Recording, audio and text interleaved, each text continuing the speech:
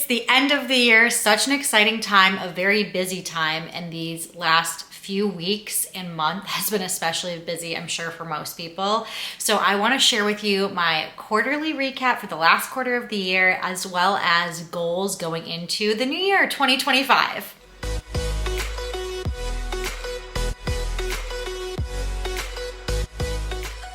As always, we will start with a life recap, the goals over the last quarter, goals for next quarter or the new year, as well as sharing my product empties, which is like my favorite part for both beauty and self-care items, as well as home and cleaning products. So let's jump right into the life update.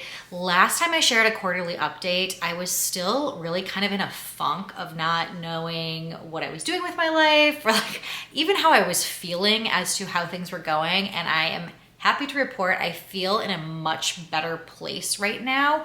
I am much more content. I've settled into this new job a little bit more, and I don't even know why I'm saying new job because I've been doing this for a while now. If you're new or you don't remember, I used to work full-time for a company in their legal department. I'm a lawyer. Now I'm doing contracting work, and I basically take on as much or as little work as I want, and I do contract review for mergers and acquisitions. It has been so much better. It took a long time to start to ramp up to get to the amount of work that I felt comfortable, both kind of how much I was spending doing and then how much income I was bringing in for the family, because I want to make sure I'm making enough money that it makes sense for my kids to be in daycare, enough that helps us afford the lifestyle that we would like, and I'm making enough money for what I feel as if I'm worth and my time is worth. And the first few months of doing this, I just was not there. I was barely bringing in any money because the work hadn't ramped up enough. October was the first month that I made even more than I made at my full-time job. And this job is so extremely flexible that I can kind of do whatever I want during the day. I don't have to tell anybody when I'm doing anything. There's nobody that I report to. So the fact that I was able to make more money than at my old job and have so much flexibility, and don't get me wrong, like I worked hard to make that amount of money, but the fact that I was able to make more just kind of is that proof of concept that I was looking for. And then November hit and December, and things kind of went downward just because there wasn't as much work. Like I was asking for more work, but the way that mergers and acquisitions work, I am mostly reviewing documents that are kind of at the beginning of that process, and you would have to be crazy to try and think about selling a company in November or December. Most people, if they're thinking down that path, they're just gonna wait till January to launch that process. So November and December are understandably quieter, which actually kind of works out because of the holidays like Thanksgiving and Christmas and Hanukkah, and we have 2 December birthdays.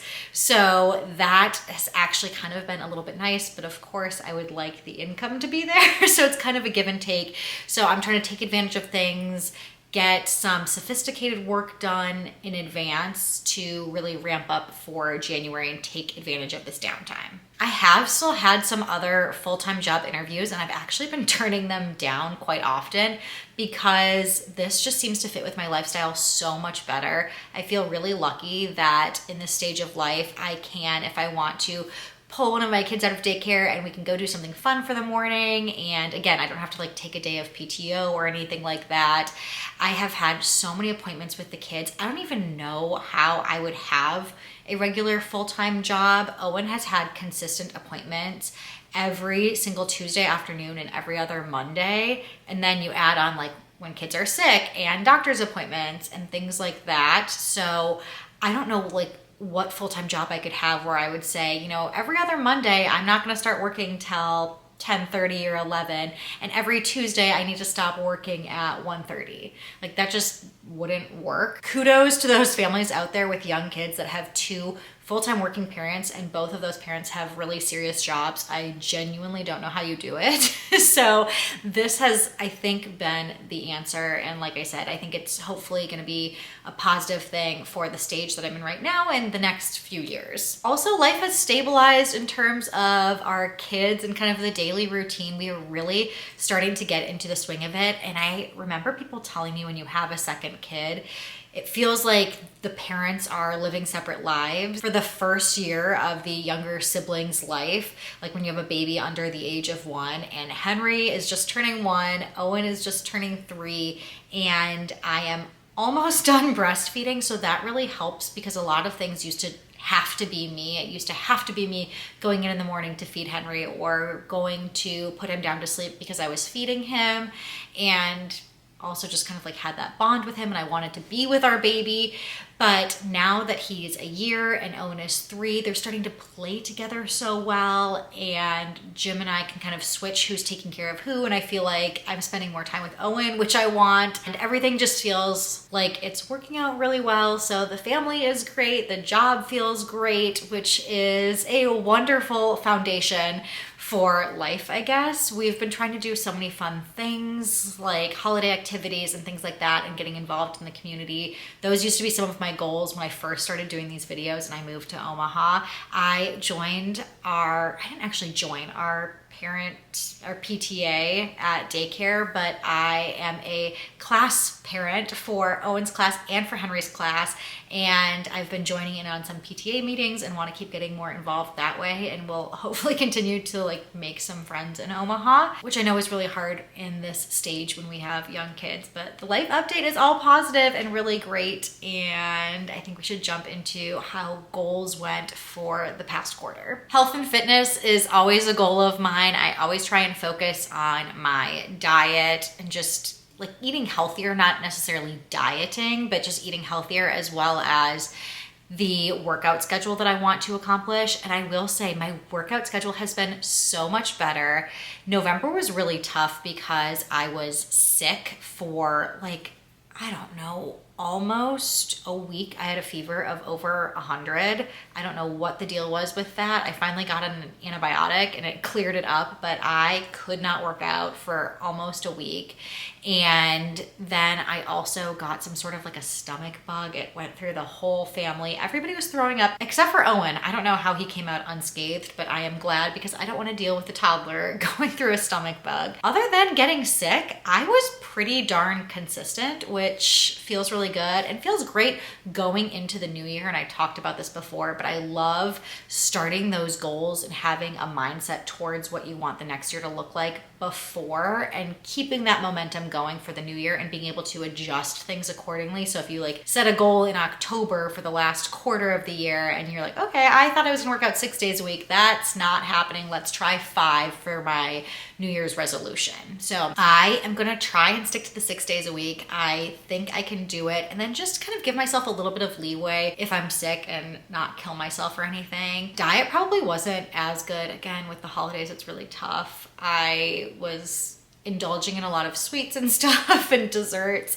when I don't really need to be, and wasn't even like that satisfied with them. So focusing back on my eating habits and trying just to have like a breakfast, a snack, lunch, a snack, and dinner, and call it a day is typically what really works well for me and my body, and not as much worrying about the foods that I'm eating, other than just trying to make healthier decisions in general, is something that I want to move into 2025. The other goal that I shared for last quarter was that I wanted to focus on finances a little bit more, and I don't know, I think I did okay. I like kind of made this carve out for some of the sales that were upcoming, and I will say, other than sales, I did a really good job. But I think I went not like wild on Black Friday sales, but I let myself spend what I wanted to spend, which I think is okay to have some discretionary funding.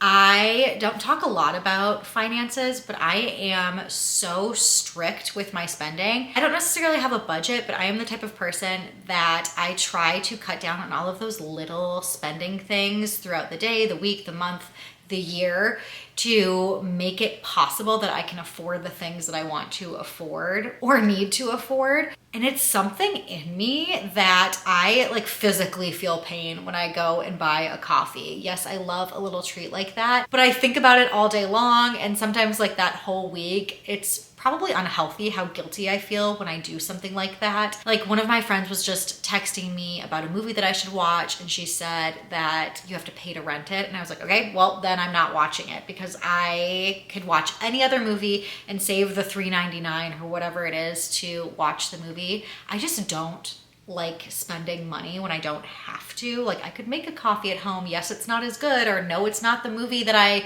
want to watch, but I can watch a different movie, that type of thing. So I'm always really on top of that, which makes it feel like when I want to splurge a little bit, like on Black Friday, I have the ability to do that because I am so tight during the year. And most of what I kind of like splurged on were still things that I'm going to use. I think I kept like kids' gifts pretty in control, probably bought more kids' clothing that we don't need. That is like my worst category, if anything. So I think in 2025, we're gonna roll that goal over because all of those sales are done. We've just had the holidays, we've just had birthdays, and I think it's a great opportunity to reset finances. So let's talk about the goals for 2025. First of all, keeping up with that fitness I just mentioned. I want to do 6 days a week, and we will forgive illnesses or weird things like that get in the way. I still would love to try and exercise like if I travel or something, but I don't really think we have much travel coming up at the beginning of the year. It's possible we're going to go to New York for a trip, but I don't know yet. So we'll see. And the diet, I also mentioned just trying to eat like a few specific times throughout the day and eat some healthier options. Finances, I'm really gonna try not to have any extra unnecessary spending other than life necessities like gas and food. And again, we like shouldn't need more kids' clothing or kids' toys. I don't need anything for myself. We have enough like cleaning products. I have all of the beauty and personal care products I need. So I think we can kind of tighten those purse strings a little bit in 2025. And the biggest goal of the next 6 months, I know we're just talking about the next quarter, is the sophisticated declutter. So I am going to be running the sophisticated declutter again. I would love for you to join me if you've done it in the past. If you haven't and you want to try for the first time, it is a 6-month decluttering challenge. I will be sharing on Instagram. I will be sharing here on YouTube. And I also have an ebook that goes along with the challenge. So you can kind of follow along, let me guide you. I will be posting motivational videos that go along with each category. We're gonna go room by room, space by space, declutter everything, do some organizing as well, a little bit of cleaning, and I am so excited. But my big focus is always declutter, declutter, declutter, and organize in the new year. So that is the main focus, which I'm really excited for. And again, because I have some more time right now, I am gearing up, amping up, and getting all of that content ready for you, but also kind of starting on that path of decluttering for myself. So I have a little bit of flexibility when the new year starts. The last thing I want to focus on is my daily routine and schedule and weekly routine. I talked about that a little bit with my goals for the last quarter, but it's something that I want to keep focusing on because I really have been finding myself, especially some of these days that are lighter, not taking advantage and not being as productive as I can be. And trust me, I, as much as anybody else, need a little bit of relaxation time, and I think it's okay to slow down a bit. But other times when I have a lot to get done or could get a lot done, I want to make sure my daily routine and schedule is as efficient as it can be, and almost sometimes on a weekly basis, figuring out how to fit those things in. So I want to tighten up my cleaning routine on a weekly basis, as well as how I run my days and what I'm kind of doing hour to hour. I've started to think about not keeping my phone in my office and not like, I have it right here, carrying it around the house with me all day.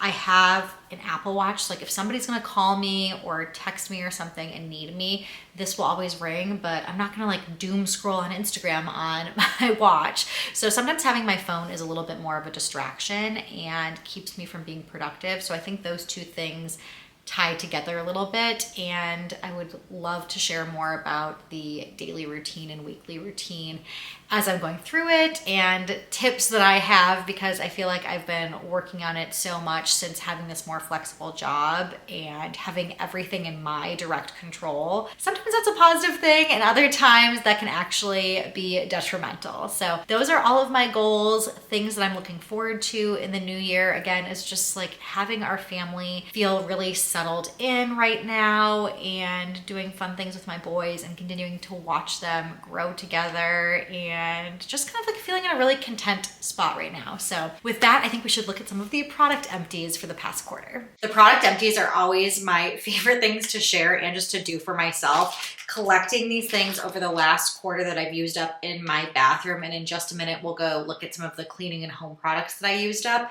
But it just is so satisfying to see how much I'm able to get rid of my collection by actually using what I spent my money on. So I'm going to dump this out and we will quickly run through some of the highlights. Starting with some of the like face cleaning products, I used up 2 of these containers of the Arcona Triad pads. I've used these for years. I stock up when they are on sale, and I use them in the morning just like as a quick toner pad to refresh my face. Then I have the Lancome eye makeup remover. I also have stocked up on this, but it's kind of a lesson not to stock up too much on stuff because I don't love it. It works, but it's not my favorite. I love the Clinique eye makeup remover and have not found anything better than that, the blue one.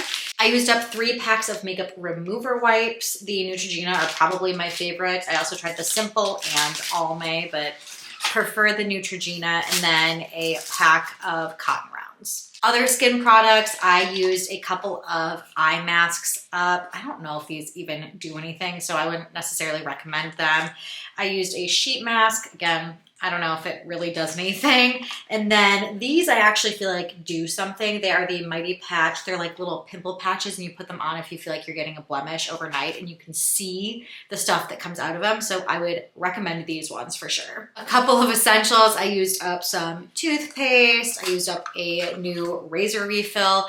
It had been a while since I'd done that. And then I also used up 2 things of the Dr. Teal's Epsom salts, the vitamin C and the stress relief. I honestly prefer this Glow and Radiance vitamin C one. It's really like fresh and citrusy. So that is a favorite scent. And then I have a few beauty products I used up.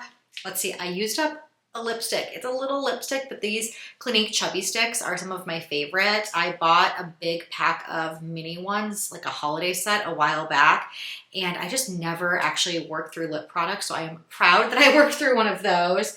I have a gel nail polish, the top coat that I used up. I have 2 tubes of mascara. One is the Clinique High Impact, and the other one is the Too Faced Better Than Sex. The Too Faced one is one of my favorites, and I used up a L'Oreal True Match just concealer crayon stick. I actually do like that. And then with my postpartum hair loss and like all my little baby hairs, I've been trying out Divi, their scalp serum. It's to improve the appearance of thin hair. It says it nourishes the hair follicles, detoxifies product buildup, and I did purchase a second thing of this. It's supposed to be like a 3-month supply, I think, for Black Friday. It is stupid expensive, but I think it's working and I really like it. So those are all of the beauty products. Again, really happy that I got rid of all of this stuff and can kind of keep working through stuff by using it up. So let's go check out cleaning and home products.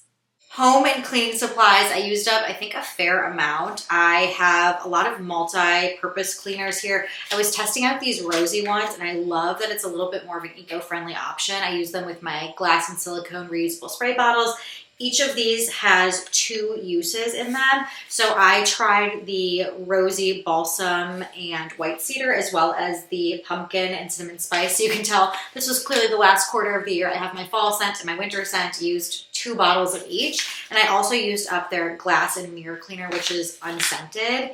These are a Thrive Market exclusive. I have been singing Thrive Market's phrases. It was kind of like a rough start when I first started using them, but it's a subscription-based service if you want it to be, or you can kind of like one-off do purchases from them, and they have lots of healthier home items, personal care items, but they're really known for grocery and food. But I love getting a lot of my cleaning supplies from them, and I will have a link in the description box below if you're interested in getting a big discount if you want to try it for the first time. But if there's one thing I would recommend, honestly, Humble Suds, I've been blown away with the scents of their cleaners, and I think they're really effective. So this all-purpose cleaner in the orange clove was also really nice kind of during this fall winter season. Other cleaners I tried out, I got this from Thrive Market, Aunt Fanny's wood surface cleaner, and honestly I've just decanted most of this into a different spray bottle, so I haven't finished using it up, but I do like it. I used up a Dawn Power Wash. This was the free and clear. I've never used the free and clear one before, but seemed to work just as well. The nice thing is you can repurchase just the container and keep reusing the spray part to save a little bit of money. Let's see what else. I have a couple of laundry products. I tried this stain remover. It is like a sister product to the Miss Mess Mouths, which is my favorite for kids stain removing. It is also good, but probably not as good. And then I love the Rosy laundry detergent powder. The peppermint has been kind of my everyday laundry detergent, so I used up one of those. I used up a Rosy dish soap in the kitchen, as well as a Mrs. Meyer's peppermint hand soap. Again, perfect for the holidays. And I did use a Bath & Body Works Tree Farm scented candle. I don't like candles that often, and I don't love lighting them when the kids are home. I usually just kind of use candles as decor right now, but I am trying to kind of work through them, and I do like a scent every now and then. So this one is done. I have a lot more candles to work through. Good amount of products out of my cleaning stock supply. I hope you enjoyed today's video. I hope to see you around for the new year for the Sophisticated Declutter. Make sure you're subscribed, hit the notification bell so you're notified of all of the fun videos I'm going to have in the new year. Hope you have a restful new year, all of the things. Happy holidays, and until next time, I will see you all later.